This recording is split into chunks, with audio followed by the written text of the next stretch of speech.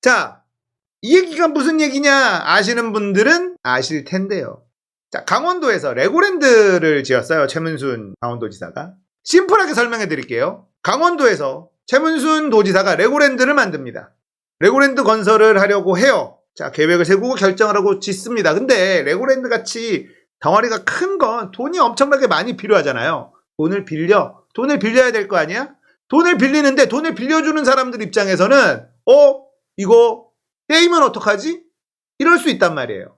그러자 강원도에서 이거 우리가 보증서 줄게. 레고랜드 짓다가 잘 안 되면 강원도가 다 갚아줄 테니까 돈 빌려줘. 이렇게 된 겁니다. 강원도가 지급 보증을 선 거예요. 자, 이렇게 레고랜드가 완성이 됐습니다. 자, 이번 지방선거에서 김진태가 당선이 됐습니다. 김진태가 당선이 되고 뭘 했느냐? 최문순이 했던 거 어떻게 지울까? 전직 도지사의 행적 지우기. 자, 이걸 한 거죠. 근데 레고랜드를 딱 봤네? 아니 이거 뭐야? 강원도가 어떻게 빚이 너무 많은데 이거 레고랜드 빚을 전부 다 강원도가 또 함께 만들어놨어? 이거 못 갚어. 이거 내가 한 거 아니야. 나 돈 못 갚습니다 라고 이야기해버린 거예요. 김진태가. 이게 얼마나 무식한 짓인지 김진태는 전혀 몰랐죠. 경제에 대해서 1도 모르는 인간이 그냥 정치적으로 최문순이 한 거 내가 해결할 거야. 최문순이 빚더미 안 치게만 강원도 내가 빚을 줄여주겠어. 이렇게 생각하고 김진태는 이야기를 한 겁니다. 기업 회생. 요 레고랜드를 짓는데 중간에 회사를 하나 만들어요. 강원중도개발공사라는 걸 만드는데 여기에 강원도가 지분이 있고 뭐 이렇게 복잡해. 근데 이 강원중도개발공사를 기업 회생 신청 강행해버렸습니다. 그러자 여기에서 연쇄작용이 일어나기 시작을 하는데 강원도의 지급 보증이었습니다. 우리나라 지방정부가 보증을 섰는데 도지사 바뀌었다고 이걸 뒤엎어? 지방정부 못 믿어. 자, 그러니까 지방정부를 못 믿어? 그럼 중앙정부도 못 믿지? 중앙정부를 못 믿어? 그러면 사기업들은 더 못 믿지? 채권시장이 완전히 뒤집어지기 시작합니다. 국채, 지방채, 회사채, 채권들이 있는데 이 채권 금리가 미친 듯이 올라가기 시작을 해요. 자, 채권 금리가 올라간다는 건 무슨 말이냐? 믿을 수 없는 채권이라는 겁니다. 하이 리스크, 하이 리턴이잖아요.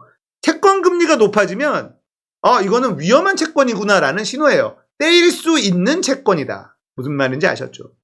자, 문재인 정부 때 이런 일이 있었습니다. 마이너스 금리 채권.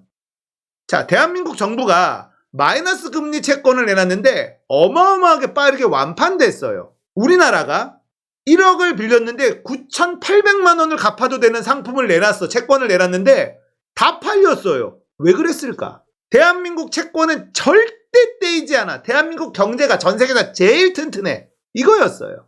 그러니까 마이너스 금리 채권을 완판했었던 나라가 대한민국이었는데 지금 김진태의 발언 하나로 완전히 뒤집어져 버린 겁니다. 지방정부가 말을 바꿀 수 있다?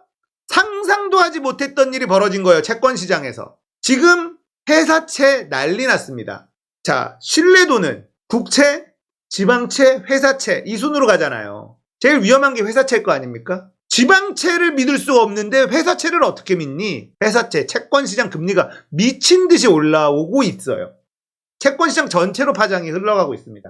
자, 그러면 채권시장으로 가면 이게 뭐가 생기느냐? 채권 금리가 좀 올라가는구나. 이게 아니에요. 이러면 어떤 일이 벌어지냐면 전체적인 금융 상품으로 이게 흘러갑니다. 제일 큰 게 뭐냐면 건설 쪽이에요. 건설 쪽은 돈이 초반에 어마어마하게 들어가잖아요. 예를 들면 지금 둔촌동의 재개발, 둔촌주공 어마어마한 규모로 재개발하고 있잖아요. 자, 여기에 일단 돈을 때려 박아야 돼요. 엄청나게 돈이 막 얽혀 있습니다. 그걸 우리는 PF라고 부르죠. 프로젝트 파이낸스. 자, 이 PF들이 전국에 굵직한 PF들이 막 있는데 이게 멈춰요. PF가 문제가 생기면 어떤 일이 벌어지는? 은행이 망합니다. 그 중에 누가 망하느냐? 저축은행들이 PF에 많이 들어가 있습니다. 건설 경기가 좋았고 집값이 막 오를 때 집 지어야지. 아파트 막 지어야지. 그러면 이제 PF를 만들어요.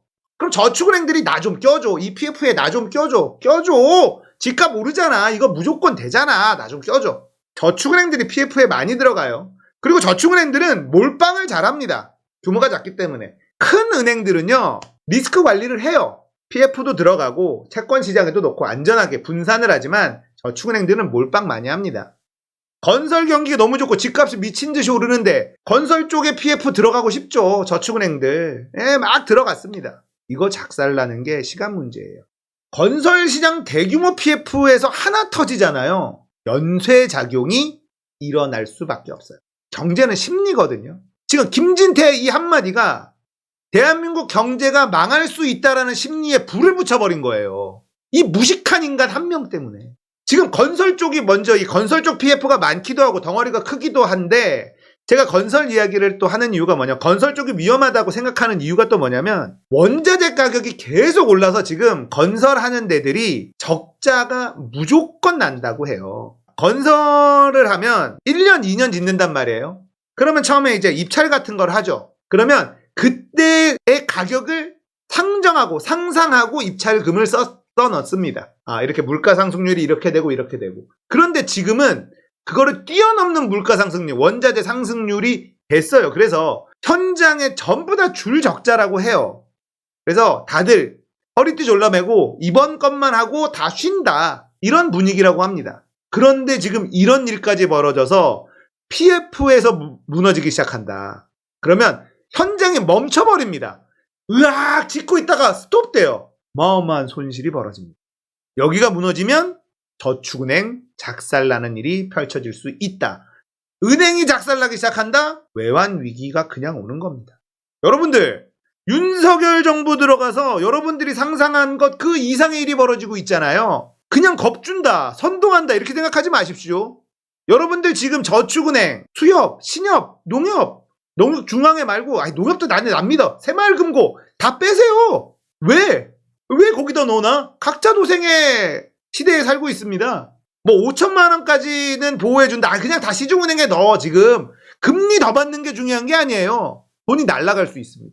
정부가 지켜줄 것 같아요? 안 지켜주잖아. 그래놓고 이제 정부 대책이 부랴부랴 추경호, 자 50조를 시중에 풀겠다. 미친 짓이죠. 50조를 푼다? 지금 전 세계가 돈을 회수하고 있어요. 미국이 금리를 막 올리고 있고 한국은행도 금리를 막 올리고 있죠. 돈을 걷어들이고 있는 타이밍인데 김진태의 이 말도 안 되는 짓 때문에 정부가 50조를 푼대요. 자, 한국은행은 금리를 올리고 정부는 돈을 풀고 있고, 근데 이 푼 걸로 이게 막히느냐? 못 막아요. 50조로 택도 없습니다.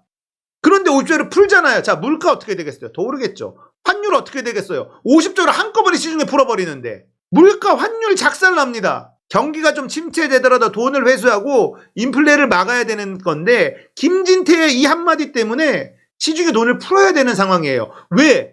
돈을 안 풀어서 이 채권 시장이 완전히 붕괴돼 버리면 얘기한 것처럼 PF 망하고 건설사 망하고 은행 망하고 연쇄, 그러면 외환위기 그냥 바로 오는 겁니다. 김진태의 말 한마디 때문이에요. 나 돈 못 갚어. 이거 최문순이 똥 싸놓은 거야. 봐봐, 최문순이 얼마나 일을 못했는지 여러분들 이거 좀 보십시오. 강원도는 이거 빚 못 갚습니다. 그냥 호기 좋게 이렇게 얘기하면 나 사람들 좋아하겠지. 내가 최문순이 똥 싼 거 내가 발견했고 내가 치운다고 했으니까. 경제에 아무것도 모르는 무식한, 경제는 제일 악재가 뭔지 아세요? 불확실성이에요. 웃긴 게 금리를 많이 올리면 주식이 떨어지잖아요. 근데 금리가 0.75 자이언트 스텝 했을 때 뉴욕 증시 올라갑니다.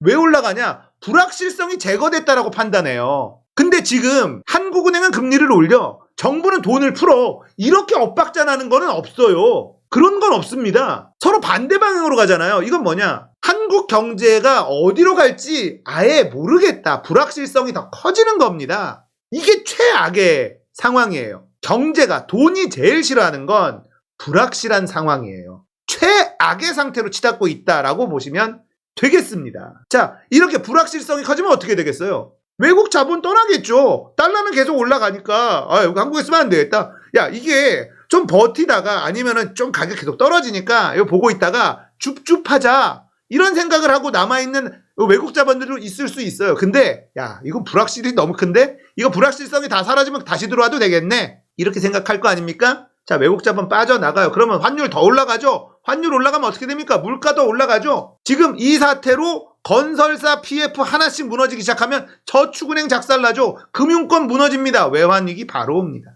이거 진짜 언론이 그냥 대충 넘어가는데요. 엄청 심각한 일이에요. 제가 얘기한 윤석열이 민주당을 종북주사파 정당으로 만들려는 작전이 실패할 수 있는 원인 중에 하나가 이거예요. 나라가 망하는 거.